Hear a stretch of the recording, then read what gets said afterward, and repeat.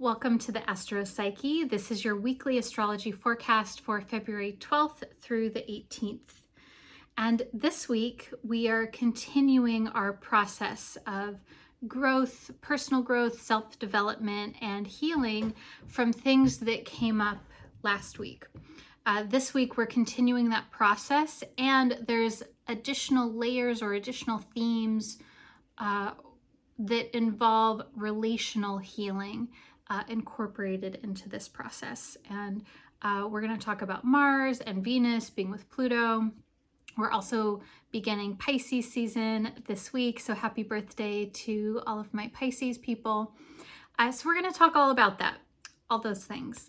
My name is Shawna McGrath. I'm a psychotherapist and astrologer, and I'm so excited to share the astrology of this week with you so that you can make the most out of the energy of this week. Okay, so let's start with Mars. So both Mars and Venus are moving into Aquarius this week, and they're kind of this week creating like a Pluto sandwich because Mars moves into Aquarius, will conjunct Pluto, and then Venus will move into Aquarius and do the same thing, conjunct Pluto. So let's begin with Mars, though, one at a time. So Mars is a symbol of our initiative and drive and passion, that part of us that wants to be direct, that wants to create boundaries, that wants to take action. There's a spontaneous quality, there's an instinctual quality to Mars, and Mars is inherently about what it is that gets us motivated to do something about something else. So Mars, of course, is correlated to anger and aggression and assertiveness or frustration or agitation, all of these things. I think of Mars as like our psychological immune system, because the immune system in the body, its job is to rally and attack something that is not okay in the body. And now, of course, we know that with like autoimmune diseases, things like this, there's a dysfunction or a construing of that process. And that's, maybe a whole other video, a whole other talk that would be really interesting to explore, actually, and how we can look at Mars to understand that phenomenon. And I think it's helpful to help us understand Mars to think of it as like the immune system. So the immune system's job is to protect us. And sometimes when we're fighting something off, like we're fighting a cold, we feel terrible. There's all of these symptoms, runny nose or fever, etc., blah, blah, blah. And so fighting for something, standing up for something, creating healthy boundaries is not always a super pleasant process. There's a bit of a rub or an agitation there. And so I think that especially for folks who are Googling Mars and what it signifies, maybe in your birth chart, or maybe you're having a Mars transit, especially if we're looking at traditional material, Mars has a very malefic and like very negative quality to it. And I want us to kind of like hold an openness for Mars to be not just a destructive force, which it certainly can be, but also Mars as a protective force, that it is something that our anger actually indicates to us when a boundary has been crossed in some way, when we need to do something about a situation that is not okay with us on a variety of different levels. So, okay, so I feel like that's really important to sort of lay that groundwork for Mars this week, because I was gonna go into Mars conjunct Pluto, but I want to pause for a second and back it up, because we're going from Mars in Capricorn to Mars in Aquarius. And so we've had this experience the last month-ish or so, month or two, with Mars being in Capricorn, which is about taking action in a way that is very purposeful and practical and conservative to a certain extent, like really wanting to make sure that there is a sense of safety and security around whatever it is that we're taking action toward. And then, so there's this change, there's this pivoting of taking action and drawing boundaries, being more focused on innovation, creating new structures, changing structures, which is all Aquarius things. So there's this theme of taking action in a different kind of way that we're going to be exploring over the next month or two. And then on top of this, Mars is coming into contact with Pluto. I guess not literally, they're not literally physically coming into contact, but in the sky, in the zodiac, they are meeting in a conjunction at the same degree, which in this case is 0 degrees of Aquarius. And so when these two planets come together, there is this like primal desire to connect with our sense of healthy assertiveness, anger, aggression, and it may even connect us with a lot of unconscious feelings, or feelings that maybe have been unconscious that we're experiencing in a new way, that are very connected to feelings of anger, frustration, power imbalances, even things like rage. And sometimes this is very, so this is Pluto coming in to sort of like connect us in with a deep root of something. And sometimes, especially if we're doing very deep healing work, this can sometimes be sort of like pre-verbal feelings or experiences, or things that come through our genealogy or our ancestry line, things that we didn't even experience, but that we carry with us at a somatic or emotional or energetic level. And so I think that this can bring up a lot of strong feeling and sensation, and that might be felt emotionally, that might be felt somatically in the body. That may be enacted or getting like really activated by a person or a situation in your life. And so I think it's so important to look at what it is that's being activated that feels like maybe it's crossed a boundary, or something that simply needs to be felt and processed, to be sat with, so to speak. And then the other piece of this is that Venus is coming in here too. So Venus also has been in Capricorn, which Venus is a symbol of relationships, social connections, beauty, aesthetics, what we're attracted to, what we find alluring and sensual and beautiful. Venus is also a symbol of our sexuality and sensuality, this the very like erotic part of us. And so when Venus comes in here, there's this added element of the healing. Venus is very connected to healing also, like healing through the other, healing through a social situation, or healing through contact in some way with another person or persons. And so I think that Venus coming in here with Pluto, there's also this sense of discovering relational themes that maybe have been unconscious, or relational dynamics. And then bringing an added sense of soothing or healing to this. Now, so of course, as I'm saying all of this, this might be experienced as like an intense process, but in the end, when you look back on it, it is, there can be a sense of like maybe catharsis, or a sense of processing something so that maybe was very difficult to process, but then once you do that, there's a sense of renewal, there's a sense of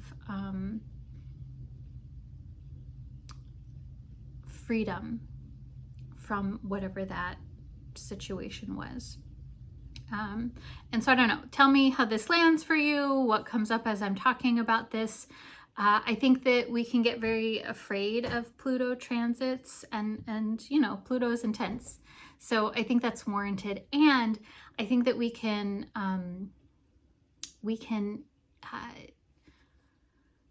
remember that Pluto is also a symbol of healing, especially psychological healing.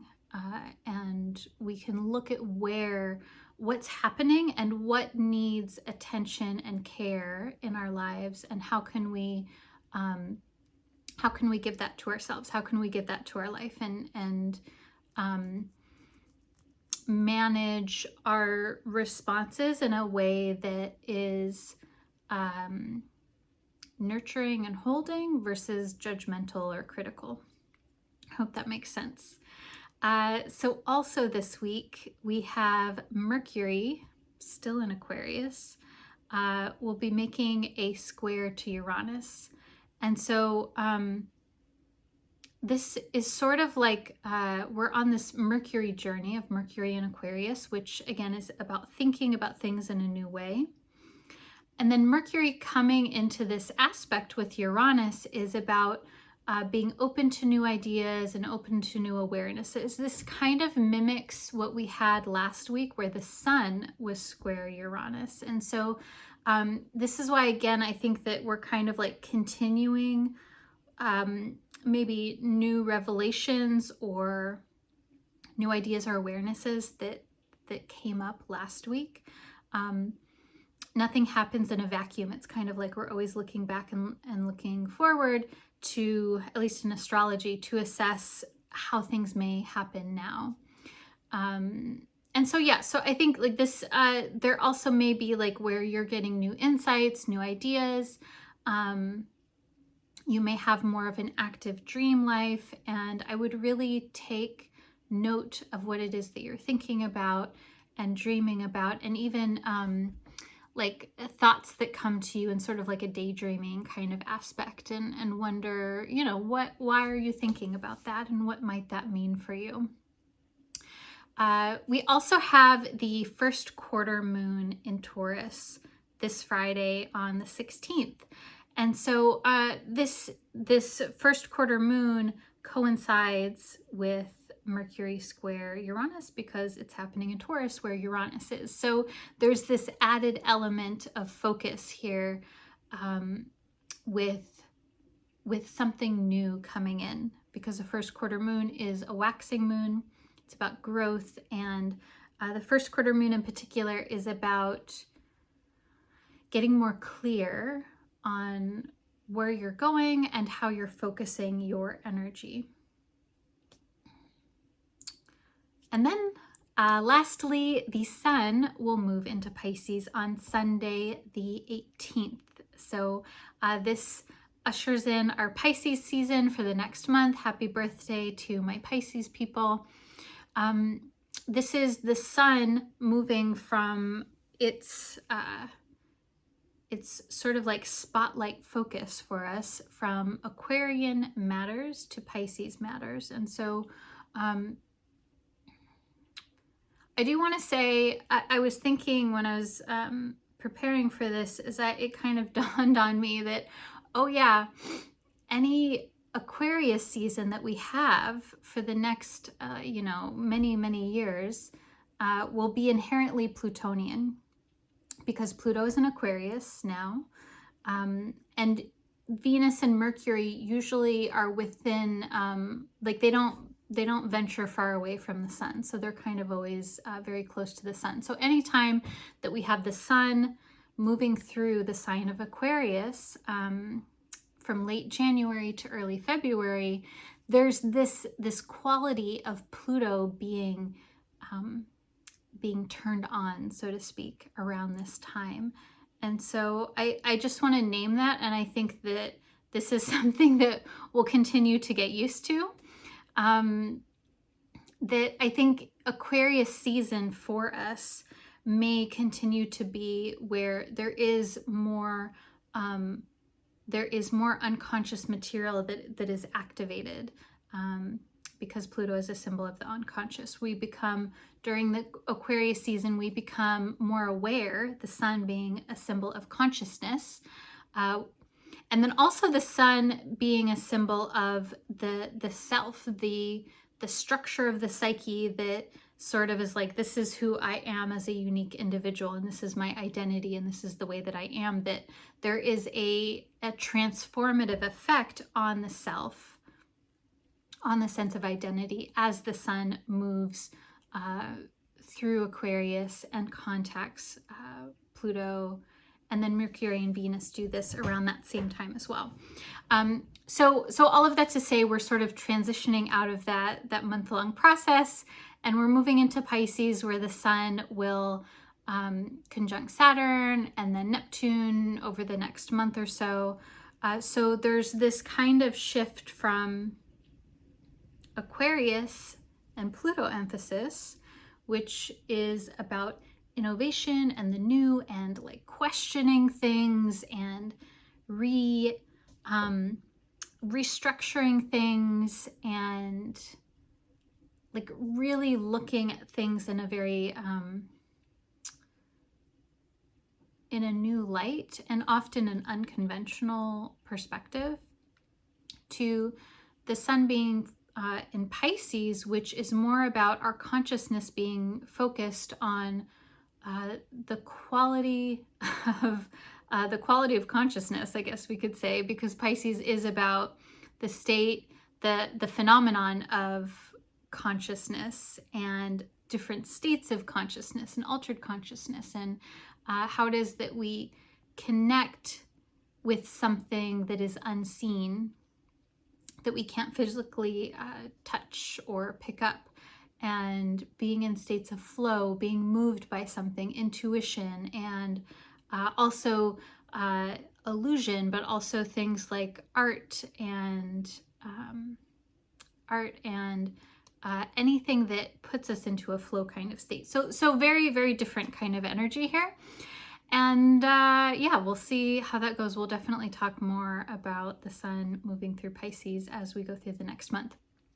Okay, so I'm going to pull some tarot cards for you. As always, pulling 3 cards. And yeah, like I'm wondering too, like how all of this is sitting with you, what's coming up, what you're feeling. And if there's a certain situation or thought or quality that is most present for you now. If so, you can hold that in your awareness as you focus on your breath and your physical body.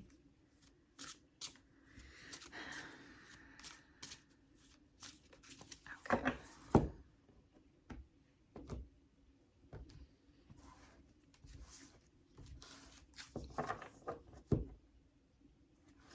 Okay.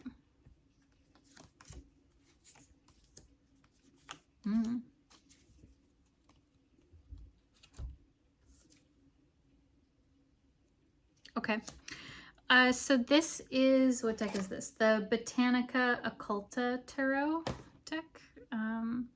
So the first card is the 10 of Swords. Ooh. So this is this is actually a very Plutonian kind of card. Let's see if you can, there we go. Yeah, so the 10 of Swords, when I see this, it's a symbol of renewal to me. The 10 of Swords is when we've been through a difficult situation sometimes, that's sort of like taken us down to the core. Maybe you're not having that situation. This card is also about having a sense of surrender to the process. This card is about letting go, surrender, and also having hope. In the traditional imagery of the Smith-Waite deck, there's a figure who is like laying down, and they've got like all of these swords in them. And then off in the distance, it's sunrise, and you can see like the first light of the sunrise coming in. And so this is, there can also be kind of like a sense of defeatedness, I think, too, when this card comes up. I realize that's not going to resonate for everyone. And it's, the way that I see it is it's encouraging you if you are feeling defeated. And there may be a situation where maybe you're trying to like fight or struggle against it. And this card usually means that the more that you can let go, the more that there can be openness to a new beginning, to a healing. That's what I think about that. We might come back to that in a moment. I'm curious what comes up for you around 10 of Swords. And then this card is actually unique to this deck, so I'm going to have to look at the guidebook because I don't know what it means. It's titled The Paladin, which is, I don't know what that even means. That's very interesting. Oh, you know what? Actually, I think this is the Hierophant in this deck.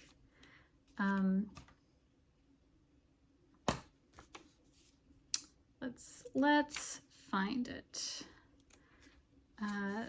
This deck is, the creator of the deck is, oh no, it's not the Hierophant, it's the Paladin. Okay, just bear with me here for a second. Let's see. I think it's really curious, the imagery on here. It looks like this really big, beautiful flower. Okay, the Paladin.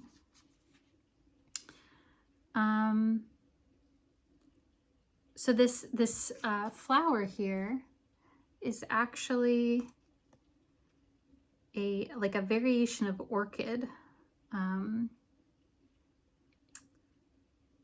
Okay, so the Paladin is the name of senior courtiers, military and civilian ranks at the court of the Roman and Byzantine emperors, a knight from the upper class,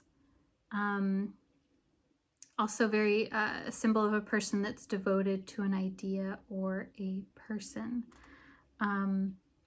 Meanings are also connected with being a knight, themes around benefactors, reliable support for many years, devotion, assistance, and dedication to an idea. The card depicts a large pink burgundy flower with orange accents. The sun disk in the background emphasizes the lightness of intention and the warmth of defender. Okay, very interesting. This card strikes me as very Mars-like because it being connected to a knight, which is like a defender, and then also kind of this like protected and like being very devoted. Okay, so there's something here that you're surrendering, but then there's a sense of support. And like even I'm looking at like the disc, the sun disc, like this is like the 10 of Swords is like you can just barely see the light of the sunrise on the horizon, and then the sun comes, and then there's a sense of hope and renewal. And even like I'm getting that feeling of the fire of initiative and will and moving towards something. And I don't know, maybe this is something, that protector quality, maybe that comes from within you, maybe that's outside support or assistance that you receive, maybe both. And then the last card is the Chariot. So the Chariot is certainly about moving forward quickly and actively, and the Chariot also emphasizes having a plan and like having multiple alternate, like backup plans. So the Chariot is about, kind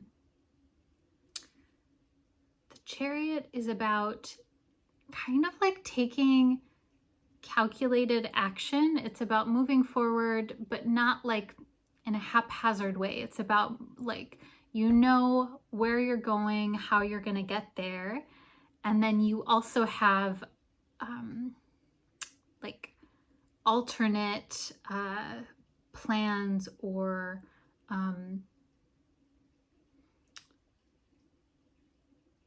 you also have a sense of the, I think like a sense of the territory, so that you're like, okay, if these things might happen, and if they do happen, then I'll do X, Y, and Z. Certainly doesn't mean that you need to know everything. And it is an emphasis around moving forward in an informed way. So that's what I wanted to say.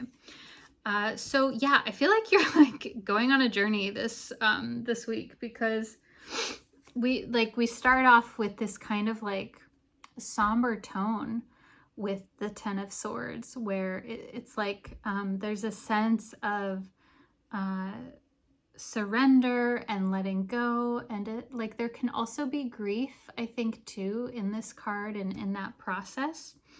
And then from that, when you let go, there is something new that can arise. And that might be new assistance, that might be a new sense of inspiration inside of yourself, that might be activating your own relationship with the Mars-like quality of you. And then there is forward moving action. But it's kind of like there's something here with the Ten of Swords that there's something here that is maybe weighing on you, or that wants to be released. I've also, you know, this can also be like things that are weighing on you, like, you know, maybe having back problems or physical somatic issues that are troubling you because of stress. You know, maybe stress is contributing to physical ailments in some way. Like that sometimes comes up with this card. But yeah, so there's something here that needs to be released or composted psychologically for this new energy to arrive, so that you can move forward. Especially the Chariot is about moving forward in the direction of your goals and things that are very important to you. There's a sense of purposefulness to it. So I hope you enjoyed this weekly astrology forecast. As always, I love sharing these with you, and always love hearing how you're doing and what's going on with you. Again, my name is Shawna McGrath. I am a psychotherapist and astrologer, and I offer depth-oriented psychotherapy and astrological counseling to folks who are seeking healing from a variety of different situations. If you want to know more about me and my work, you can find that on my website, theastropsyche.com. And I'm wishing you a wonderful week, wishing you much ease through this process. All right, I'll see you next week. Bye.